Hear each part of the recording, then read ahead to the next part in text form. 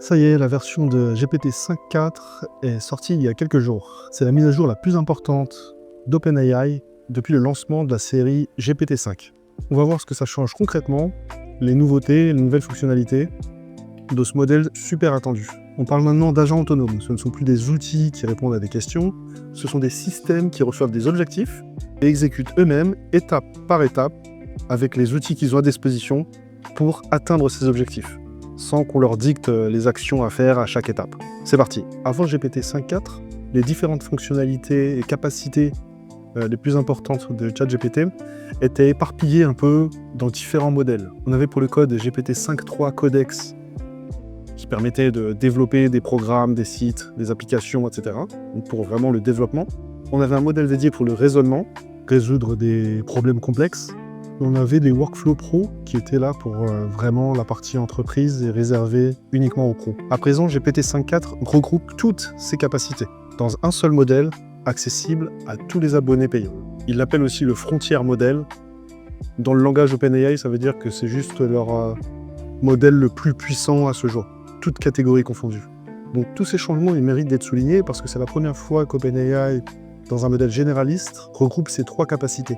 Jusqu'ici, les développeurs et les utilisateurs devaient jongler entre les différents modèles pour avoir les résultats qu'ils souhaitaient. C'est la fonctionnalité la plus spectaculaire de ce modèle. Il peut maintenant contrôler votre ordinateur. Donc naviguer dans un navigateur, cliquer sur des boutons, remplir des formulaires, ouvrir des applications, manipuler des fichiers. Donc c'est la première fois qu'OpenAI propose ça sans passer par un outil tiers ou des extensions. Donc en réalité, la disponibilité n'est pas chez tout le monde actuellement. Elle est réservée aux utilisateurs de l'API et de Codex, ou pas encore dans l'interface ChatGPT standard. Pour les abonnés plus et pros, elle n'est pas encore disponible. 1 million de tokens de contexte. C'est presque 8 fois plus que ce qu'on avait avant, 128 000. Qu'est-ce que ça permet concrètement ?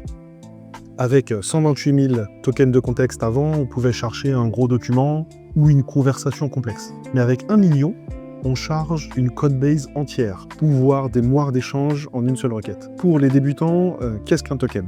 C'est l'unité de mesure d'un modèle IA. Un token, ça correspond à peu près à un mot, voire un peu moins.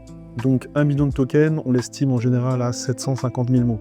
Donc en réalité ici, il rattrape un peu le retard qu'il avait sur les concurrents Anthropic et Gemini. Donc Gemini, il avait 1 million de contexte déjà depuis quelques mois. Et Anthropic, avec ce nouveau modèle, était passé à 1 million aussi depuis quelques semaines.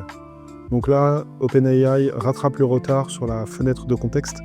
Donc c'est très intéressant et on verra encore après que ça part aussi sur une vraie envie d'aller chercher le marché des entreprises et des pros.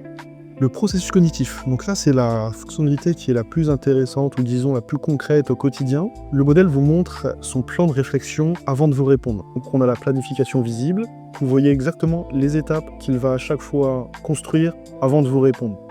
Ce qui permet une chose, c'est de l'interrompre, ils appellent ça l'interruption stratégique, et la possibilité du coup de corriger si on voit qu'il part dans une direction mauvaise, on peut l'arrêter, lui redonner des instructions afin qu'il reparte sur de nouvelles bases, mais sans repartir à zéro. C'est-à-dire qu'il part de là où il en est. S'il a toujours le contexte en tête, ça évite justement de recommencer tout du début quand on voit que la réponse n'est pas bonne. Donc au quotidien, c'est peut-être la fonctionnalité que les utilisateurs standards vont le plus utiliser.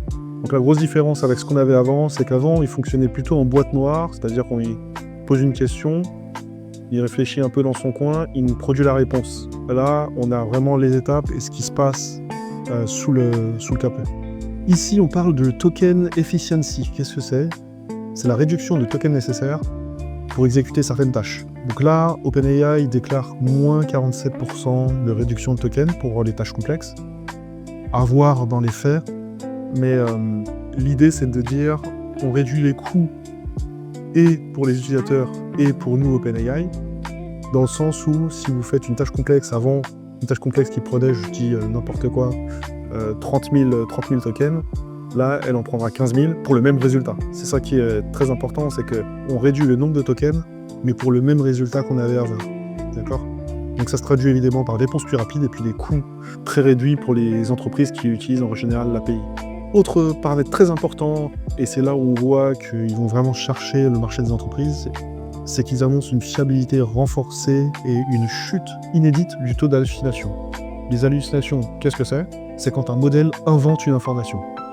un chiffre, une source, un nom, et il la présente avec la même assurance que comme si c'était vrai. C'est le point numéro 1 qui freine l'adoption de l'IA dans les milieux professionnels sérieux. Car en général, les entreprises jugent le niveau de fiabilité trop insuffisant pour être utilisé dans des contextes professionnels réels où on a besoin de vraies data, sans aucun doute. Typiquement, dans certaines entreprises, on ne peut pas se permettre d'inventer des données dans un rapport client ou une analyse juridique, typiquement. Donc ce que ça signifie concrètement, c'est que GPT 5.4 est utilisable maintenant, ou disons un peu plus utilisable sur des documents à enjeu, notes de synthèse, analyse, rapport, que les versions précédentes. Mais le moins 33% ne signifie pas zéro erreur. C'est mieux, mais pas parfait.